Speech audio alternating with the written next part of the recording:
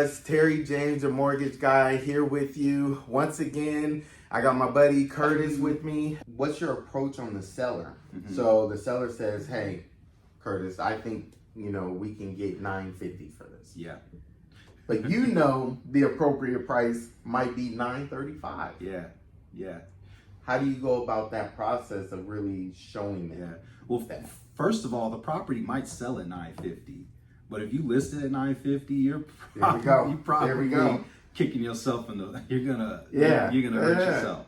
So the reality is that you need to come in a little bit lower. And I'm being. When I say a little bit lower, this is all to be determined based on the market value, the based on the situation, right? Yeah. But you want to be able to price that property in a way that's going to bring people in because you want to showcase that house. You can't showcase a house if you're not going to drive the people in there. And unfortunately, price is what drives people in a lot of things, right? Yeah. And then if you have a great product, but you're overpricing it, then you don't get to showcase that property and you don't get people who are going to actually take interest in your home. Pricing is everything because that gives you the opportunity. Now, along with professional photography, professional videography, if you're staging a home, if you're not going to stage it, that home better be pristine. Yeah. It could be an older home that needs upgrades and things like that, but I have my gardeners come in, I have my painters come in, I have my housekeepers come in. There's work that goes into these things to get the property ready for the market. Yeah. That's awesome. Yeah. Man. It's a success story. Like, it really is, especially in the market. We were talking, I'm like, there's no way. There's no way. Right now, I know. The average 30, 40 days or 30 to 40 days on market. Yeah. I'm like, what? I called the seller on my way in this morning. I said, "Yo, man, are you fired up?" Yeah. I'm fired up. It's 7:30 in the morning. Let's go. Right. I'm like, man, Curtis, you be on there early, huh? I'll be up, man. I'm trying to keep up with you. Man, I try to get up early and attack the day, Yeah. I try to. Yeah. That's one of the things, like that whole growing needs thing. Like, that's what I try to do is attack early morning, get at it. Yeah. There's no other way, in my opinion, that if you have things that you want to achieve, you have to go at every day with intention. You have to. You really do, because that's one of the things that I'm an avid reader. You know that. Yeah. I've read. I even wrote a book before. Yeah. So I read a lot and I research a lot and I study people. Yeah. Entrepreneurs, anybody who's successful. Honestly, I study them. Yeah. And the one thing that they all have in common is that attack for the day. Like they attack it, almost like maniacal. Yeah. Like they attack it, live or die. Like they don't negotiate with themselves. Yeah. And it's like there's so many things, like you have to go at it. Yeah. No matter what. I don't care what you're doing. Well, and the thing is, I know all those things. Do I do it all the time? Right. No, but that's the growing needs, right? Like you absolutely, I love what you're saying, because if you study anybody who's been successful in business, as an athlete, they have routines and training that's unmatched. They have a mentality of, I'm gonna go get it no matter what. You know what I'm saying? And that this goes across the board. It doesn't matter. Is if you have passion in something, you have to get up, get out, and go get it, right? Yeah. And that's what it is, man. Yeah. And you don't have to be perfect, because every day is not going to be perfect. It's not going to be. Every day is not going to. No, man. I have days where I'm just like, feel like I'm walking in the mud. Yeah. Man. We all do. You do. And that's the thing, even about being perfect, and we were talking about it before. We can't afford to not do things for lack of perfection or for thinking we have to be perfect. Yeah. Our world is caught up to where, we see the end product. We see somebody, and I'm just using this example because I love basketball and I love sports. We see Steph Curry. Hold on. Did I hear you say you were a Lakers fan, though? Oh, I'm a Lakers fan. I'm Kobe Bryant all day. Lakers all day. Yeah. I still love you, man. Since I had a ball. Lakers all day. Magic, Showtime. Yeah. Don't tell me you Celtics. No, come on, man. Warriors. I'm a Bay Area I'm kid. a Warriors, man. You know. Honestly, that's my second team. Now. Oh, I love how they play, but right. So Steph Curry, one of the things he does is, we saw that video, him making 100 shots in a row, right? And we're caught up in thinking, look at that. Mm-hmm. But here's the thing. Mm-hmm. Go back to when he wasn't making 5 shots in a row. Mm-hmm. See, no one sees the footage of him not making 10 shots. We've all heard the stories when he was a little kid heaving the ball from his chest, from his waist. Right. And I think he spent like a summer in college or something like that where he was perfecting his shot. And he was shooting hundreds of balls a day with his dad. Right. And you're absolutely right, man. None of this stuff. It doesn't start. We can't start at the end. No, man. You know what's fascinating is that there's some brilliant people out there. There's brilliant people we work with. Absolutely. But you don't have to be brilliant, man, to be successful. Look, man. What's that? You do not. For all y'all like, damn, I don't got it. You know what I'm saying? Nah, you got something. You have something. Right. It comes down to, I joke all the time, right? It took me, man, I'm turning 50 this year, man. Wow.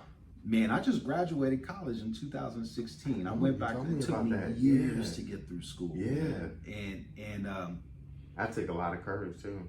Even afterwards, right? Like, I mean, you know how many times I'd be sitting in class, a student would come in and look at me like I'm the professor. You're the teacher? Yeah. You handing out the syllabus? Oh, man. That takes courage right there, man. I mean, that's a good thing to be proud of. The thing about it, though, man, is school was really, really hard. And there was a lot of really smart people there, and it wasn't that I wasn't smart. It was that it's about how you apply yourself, and I spent so many years, man, separating myself and not really focusing on me and what I need. Right. Yes.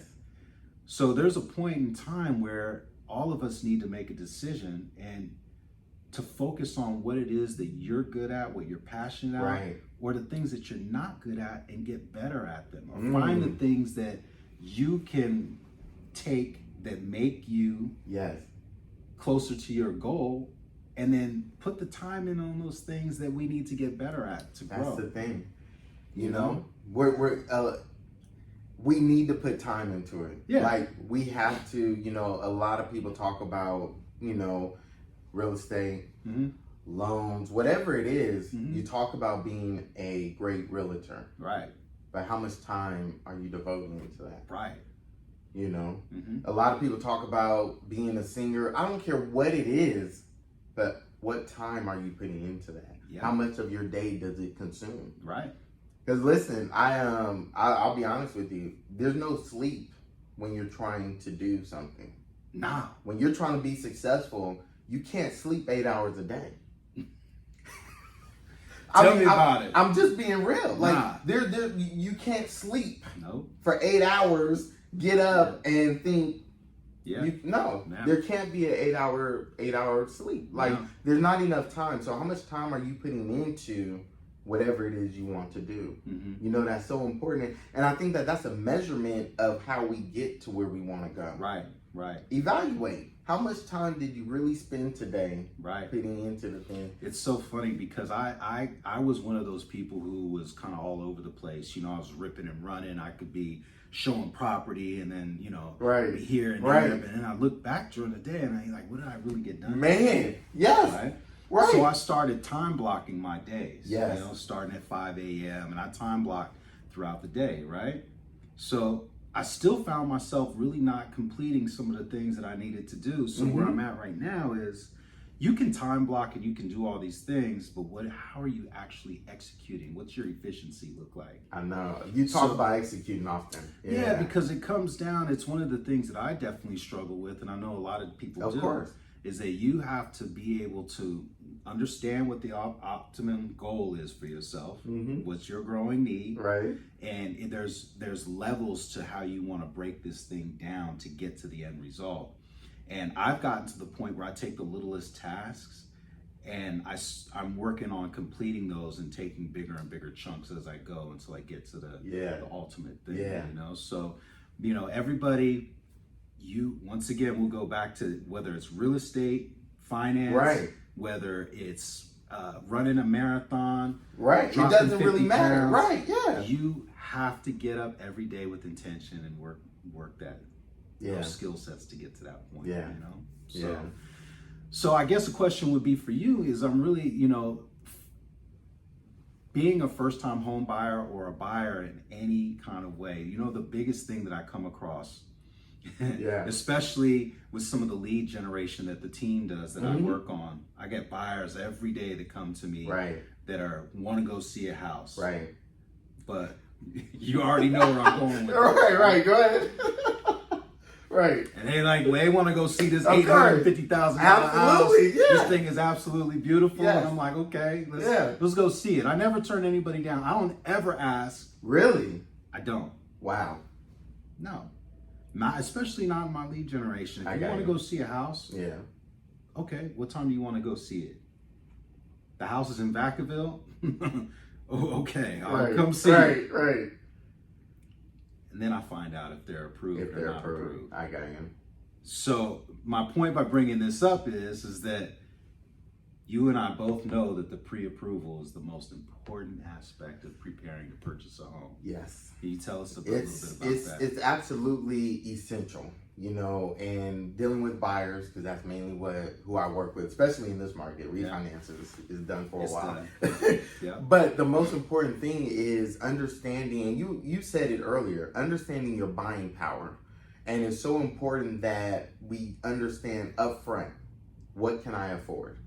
Because once you know that, one of the things that I've suffered and, deal with is that I don't want the customer to be disappointed. Yeah. They go out and look at that $800,000 house. They're looking around, and then we find out you can only afford $650,000. Yeah. And that changes the house, maybe the neighborhood. Absolutely. So the important thing is to find out, because now we're dealing with expectations. You know from the beginning, you haven't walked into this $800,000 house from the beginning. Right. That's the plan. Right. So now you already know, okay, this is where I can afford, this is what the plan is. Yeah. And so it's so important that we start that pre-approval process the moment. And I tell people all the time, as soon as you say you want to buy, you have to sit down with a loan officer. Absolutely. The moment you say you're even thinking about buying, you have to sit down with a loan consultant. Like, bottom line. Yeah. That should be your very first thing. Like, if you're thinking about buying, because we're the ones looking at, okay, let's look at this, let's look at that. And then we can plan. Yeah. Yeah. Because there's people out there who need a plan. You might have $5,000 left on a car payment. Right. Hey, we can remove that. The plan is in 6 months.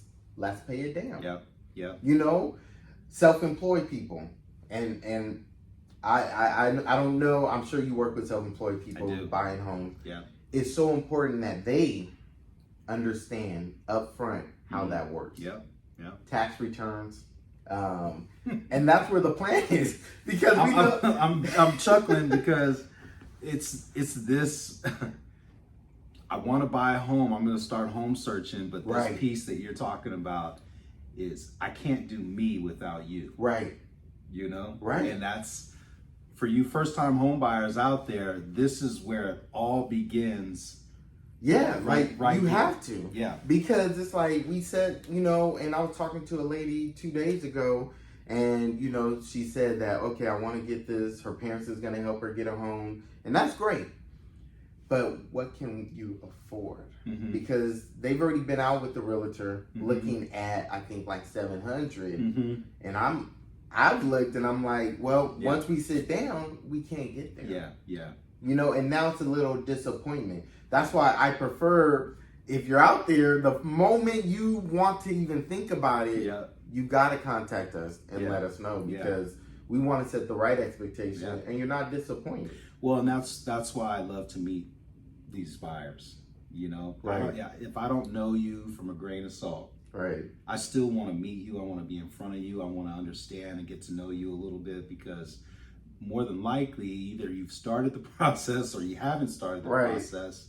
And my passion is bringing someone to you and saying, hey, this is where we need to start in order to get this thing done. And see, and that's the thing. So I know that, you know, that's why it's interesting you say you'll talk to anybody and meet them and all that. Yeah. And I would imagine your first question, if they're not approved, is, okay, this is where we go next. After seeing the home, Yeah. I'm sure okay, this is who you need to talk to. Yeah. Let's look at that, because I know just in talking to you, knowing you for the time, you already understand the next step has to be, okay, you need to figure out what you can afford. The thing about what we do as professionals is that we bring value and we bring information. Right. Right. So if you're out here looking at a home without being pre-approved and you know you want to buy, right. I love that the opportunity to be able to sit down and guide you through that process. Right. Because there are so many steps that may seem overwhelming and absolutely, but they don't have to be that way when right. you got a good team that's going to help you from contract to close. Right. Right. Even before contract to close, let's say pre-approval to right. close or pre-quality. And that's close, the thing, right? yeah. And it's funny you say that, because last week I was talking and I had two young buyers, a realtor. We had a little meeting, two young buyers. Yeah. And we got done with the presentation, and they're like, I didn't think it's this easy. And that's a misconception out there. But then it also starts with who you're working with too. True. But it's like, when you have a good team, this process doesn't have to be difficult. No, it doesn't. It's a lot to it. I mean, it's a lot to it. Yeah. There's no doubt about that. Yeah. There's a lot of paperwork, a lot of crossing the T's, dotting the I's. Absolutely. But it doesn't have to be difficult depending on who you work with. No, it doesn't. But if it will be difficult if you don't take those steps. Yeah. Because the most important thing about an approval is that once Terry approves a buyer and hands them over to me, then I know exactly what I'm working with, right? Yeah. And if you give me a $500,000 buyer, I'm just saying, as a first-time home buyer, just because they're qualified for $500,000 doesn't mean I can go and start looking at $500,000 homes. There we go. Why? Yeah. Why is that? and it because it always depends on the scenario. Yes. What's going on behind this property? What's Right. the activity? Right. How long has it been on the market? Right. You know, is it the type of home that you want? You know? Because if you're looking for a turnkey property that's been on the market for 2 days, and we're looking, the property's listed at $499, and you're approved for $500,000. There's a strong chance that you're not going to get this home. You're not going to be able to compete. Right. So, and that's where the real estate agent comes in. Exactly. Yes. And strategizes your property search to put you in the best position to get your offer looked at and accepted. I can't emphasize it, how important it is to work with the right people and the right team. Yeah. The loan, from the real estate agent to the loan officer, it's so important. Yeah. Because people have been set up, and I've seen that scenario too many times. Yeah. Where we have a buyer who's approved at $500,000. Yeah, he can purchase $500,000, and they go and look at homes at $505, $495, and it's like, in a market that you already know it's not going to sell. Yeah. I mean, now look, if that house has been sitting on the market for 45 that's days, a different situation. No, but they're talking about homes that just came on the market at 501. Yeah. Well, Terry, can I get this? If it sells for 501, but the agent is trying to get them a deal at 5, and I'm like, it's not going to sell for that. Terry, you know the biggest misconception about real estate agents, especially buyer's agents, is that we just throw you in a car, we take you out, we write an offer, we get you in a contract. Yes. Right? Yes. That's not what you do? No, come on, man. Like the right real estate agent is going to do their research before you even get out and look at properties. They're going to call and communicate with the seller's agent to find out what the activity is, possibly get an idea what the seller's looking for. Before you make an offer? Before you make an offer, sometimes before you even get out and look at the property. Because I like to get as much information about that home before I even meet with the buyer at that property so that I can let them know what's going on with that property. What's going on with it? Yeah, because they call me, you know what my nickname is, man? They call me one time. Not because I'm the police, but because I can write an offer one time and get it accepted. And it's not because it's because you do the work behind the scenes. And you know what the seller and the buyer what the seller's gonna take and what the buyer's willing to do. You already know. You've communicated. And so you've set that deal up, and hopefully you've gotten enough information that when you put an offer on the table, it's a clean, strong offer that suits that particular scenario. Wow. One time. Wow. One time. One time. Hey, I gotta put that on the screen. One time. It doesn't always work like that, but if you do the work, then you have a greater opportunity. Let me ask you, because I know what I say to people when they're looking for a loan officer. Like what to be wary, because I've gotten in that position where I get someone from someone else who's dealing with another loan officer, and I just educate them on what should have happened, what questions to ask. How do they know if they're dealing with a good realtor?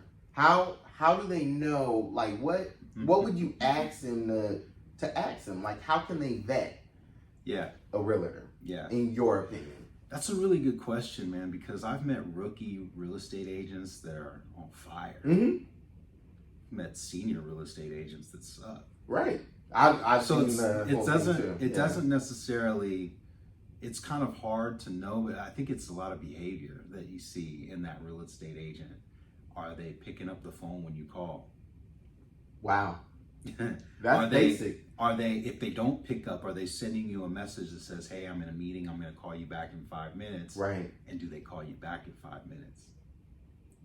I mean, that seems so basic, right? It does. But it's not. You'd be surprised. It's real estate agents who communicate. I tend to, I do texting, but I like to pick up the phone and call my clients. Yeah. And I actually, when I sit down with my clients, whether you're a buyer or a seller, I ask them what their expectations are. Of you. Of me, or the real estate agent that they want to work with. Because if I can't meet their expectations, then I'll know from the beginning, I don't think I can meet your expectations. Right. But I know somebody who is that person, But if I know your expectations, I always try to meet and exceed those expectations, but I don't know unless I ask. Wow. And it's better to know, and I always tell them, this might sound really funny, but I always tell my clients, hey, if there's something that you're not getting from me, or you feel like there's something that's missing, please let me know. Because I want to make sure that I'm servicing your needs in the way that you need them fulfilled in this process. Yeah. That's big, right? That's huge. Because that's huge. It's not only a business transaction, but you're working together. It's like we married during this transaction. This is a relationship. Yeah, we're in this. This is a relationship until we get to the end. Right. And then once we get to the end, that's actually the beginning of our future together. Right. Because I'm going to be there for you to give you updates on the market, let you know what the value of your home is. If you have any real estate questions, maybe I can refer you to, a life planner, a financial, advisor. Because we don't just do the real estate, we don't just do the lending side. We have other people around us in our professions who we network with, who we're friends with, that we're like, oh, you want to buy a car? Well, guess what? Yeah. I may know someone who can help you. I may know a financial planner. Like, these are things, we're so network driven that we always know somebody. We can find somebody. Yeah. So to answer your question, how do you know what who a good real estate agent is? And just from the basics, being responsive, knowing that they're doing their work, their background work behind the scenes. Terry, I'm going to run around today. what time did we start emailing this morning? 6 something. Oh yeah, it was like 6 o'clock. And I ran 15 minutes late, y'all. Oh, I wasn't gonna say anything, but but look, I won't. I'm going out. I got closing in Vacaville. I got to do dog signing. I'm going back to Oakland. I'm showing 5 houses. I got to go to another house and do a VP. Yeah, that's why I'm glad you stopped by. I know, Curtis. But look, the point is though, is that most of the work, the real work is done. It's already done in the morning or in the evening. Yes, I'm talking 5 a.m., 12 o'clock at night to prepare for this running around. Yeah. So if your agent's not putting in that back work or doesn't have answers, and I hate somebody because I don't have all the answers.